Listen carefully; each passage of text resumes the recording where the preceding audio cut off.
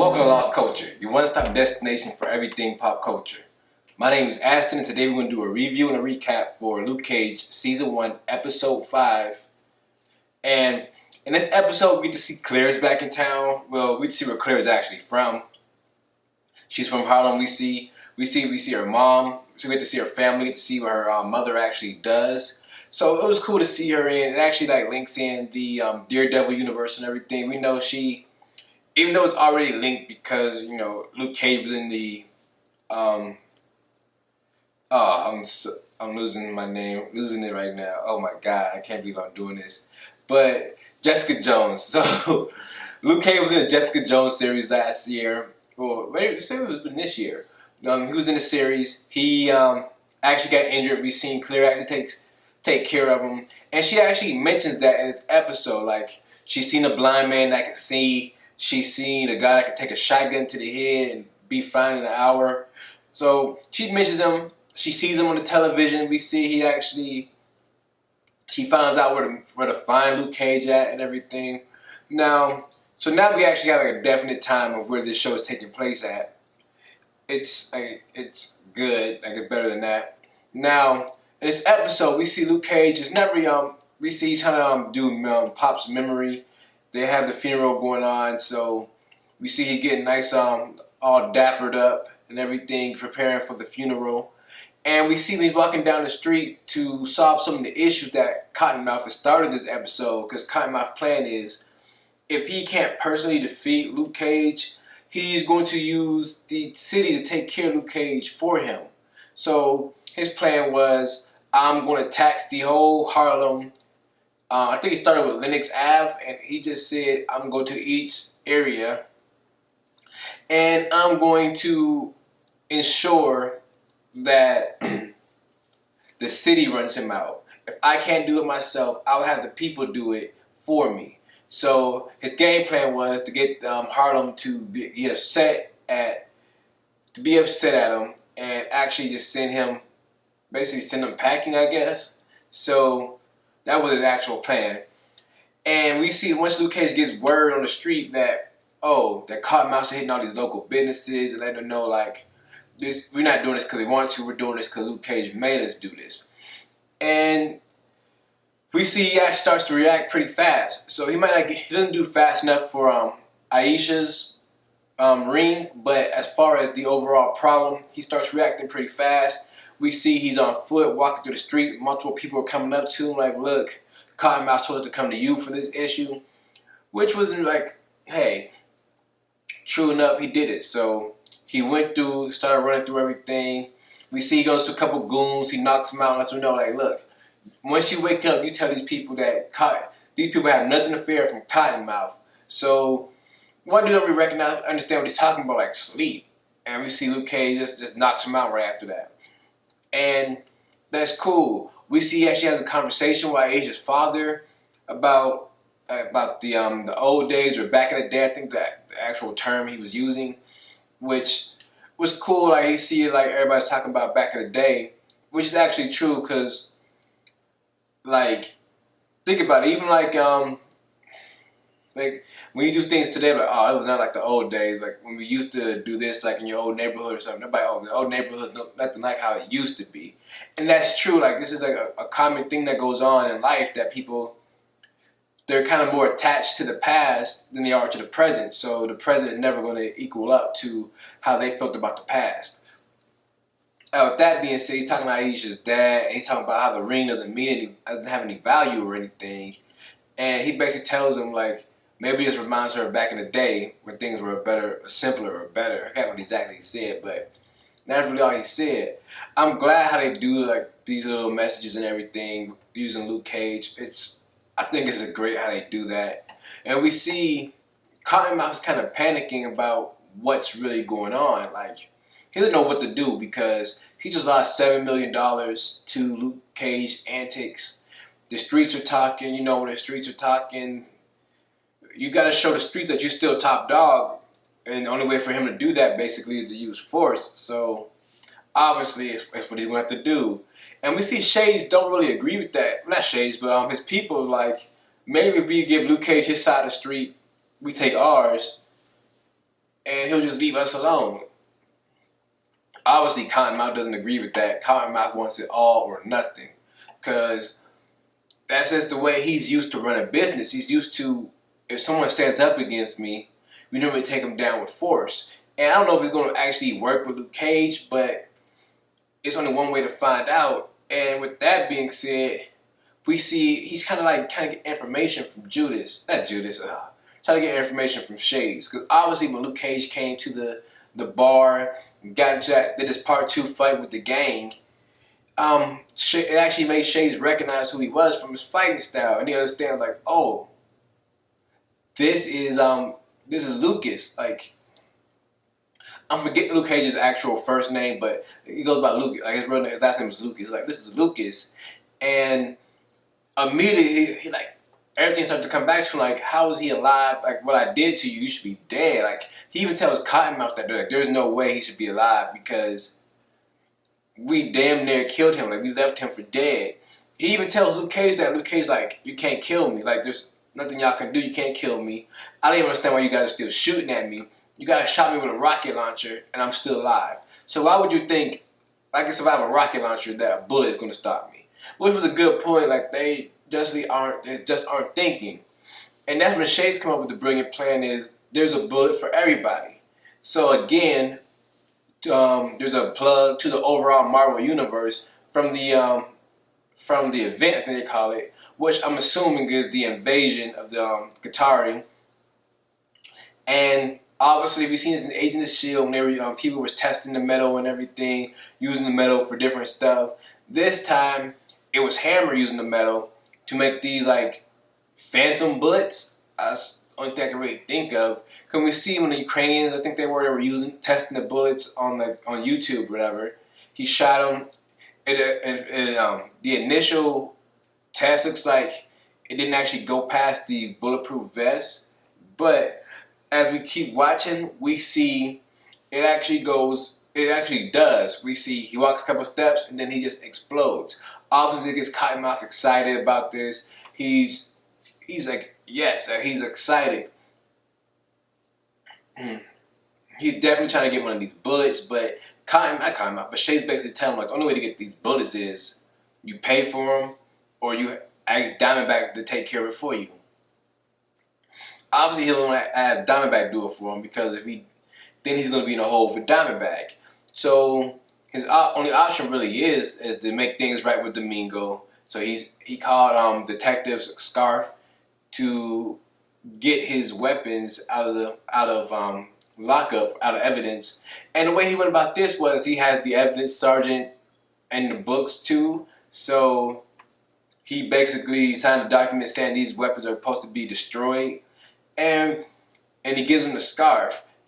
And when we see Scarf takes off, we see when he actually gets the call from Cottonmouth, he starts to reply, but then he doesn't because he knows he's under investigation. We've seen the captain and lieutenant actually approach Lieutenant Misty and asking her questions like, look, Chico came up missing after supposedly meeting up with Scarf. Scarf, he was actually on the crime scene and logged into the cameras before you got there, like 45 minutes before you even got there.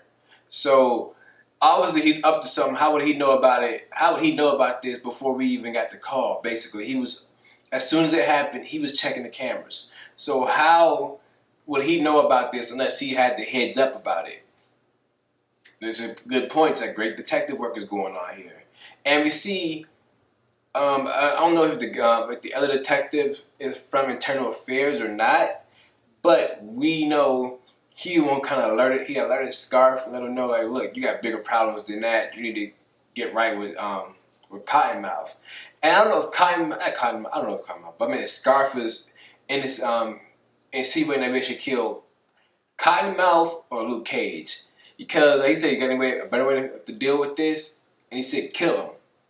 So I don't know if he's talking about Cottonmouth or Luke Cage, but for all intents and purposes, I'm pretty sure it was probably Cottonmouth. And we see that I'm assuming Scarf is a vegetarian. I don't know. Can we see they got the gyros that he had a veggie one. He's always on something veggie. He had a tofu meal the other day. It doesn't really matter, but it was just something I picked up on, that he was a vegetarian. Now, we see, like, when that scene when he brings the food in right before Misty goes to Pops' funeral, we see that the captain and the lieutenant's talking to Misty, and during that conversation, they're basically giving all the information, tells them, like, keep a lookout, basically. And Scarf is like, what was that about? You trying to steal my partner again? Or you hitting on my partner again? And basically, they say, like, yeah, they laugh it off and just keep walking. And she tells them, like, look, if you get any information, let us know. She still doesn't know how to take it, but we see that she kind of like gives him the benefit of the doubt. I believe she's gonna give him the benefit of the doubt, because she tells him, like, I'm gonna go to this funeral. When I come back, we're gonna go over all this information. So yeah, I don't know if she's actually going to confront him. I think if she confronts him, something bad might come from it. He already knows about what's going on, so he knows she knows also. So it's only It's only a time before these things explode. We're on episode 5. We're almost halfway through the season. We're more than a third, not quite halfway. So we'll see how this turns out in the next couple of episodes. And with that being said, we see, even when Misty runs into Luke Cage on the street, she tells him not to go to Pop's funeral. She has a picture of Luke Cage's wife and tells him, she basically keeps it for evidence and says, we're trying to figure out who you are, blah, blah, blah. And another thing is, I noticed at the funeral, we see, like, Aisha's at the funeral with the gun. Basically, she's getting ready to kill, not Pops, getting ready to kill Cottonmouth, because he's at the funeral also. Luke Cage basically stops her. He steps in, tells her, like, look, stop that. He destroys the gun. He doesn't give her ring right away. He uses it, like, when he does his speech. We see when the preacher opens up, or pastor, and I'm not the biggest religion buff, so I don't know the proper terms for everyone, but for the preacher or the person giving the sermon, we see he calls the family, like, look, anybody have any last words about Pops? And we see Cottonmouth steps up. He's talking about people from being out of town and everything. He's talking about Luke Cage the whole time, about how he's going to ruin the area and what they got going on. And we see when Luke Cage steps up, he does his rebuttal and basically shuts down everything Cottonmouth was saying. It was a really great episode. I love to see these dynamics. I love to see these two foes could be in the same place and verbally, like, go at each other without it breaking out into, like, harm or anything while civilians were around. Even though we know they obviously is going to get ugly for these two people in the future, we understand, like, they're smart enough to keep it civilized around civilians. I was glad to see that they can keep their cools, they can go at each other, they can take shots, they can do all this, but they can still keep it safe for random civilians around. Now, that was a cool thing to see. Now, besides that, we see, like, even after the funeral, they're outside talking to each other, like, I'm glad I can finally embarrass you in public instead of just in the club. Because we know when he went to the club, he beat them all down. Another thing about the club scene is that Zendaya. We see Zendaya's actually in the track. Long Live the Chief track. That song's been out for a while. I've been playing it for a minute. I was, like, happy to see, like, little Zendaya get a little bit of play. We see, he hasn't really been doing too much ever since the Classic Man, I think. But besides that, the track was a banger. I love to see him perform. It was kind of weird that he was in there performing it by himself. But besides that, I love the fact that he put that track involved. It had so many dynamics going on, even not alone with the song, but as far as the show, as far as that real life and everything, about how younger, like, black males are basically quick to react instead of thinking things through. And I was glad to see that it's the message and everything. Now, besides that, not really too much has happened. I'm suspecting that next episode, Claire and Luke Cage is actually going to meet up, but we'll get into that a little bit later on today. And thank you guys for joining this episode. As like I said, my ups for this episode was definitely the Zendaya performance. I loved how Cottonmouth and Luke Cage should be in the same area even though they're foes and keep things civilized and things of that nature. So thank you guys for tuning in. Like my Power Man of the week. I don't want to go to shade. It would have to go. Dang, it's a hard one for this week. Not much really happened to me. I had to go to Luke Cage because he's the one that did the most action.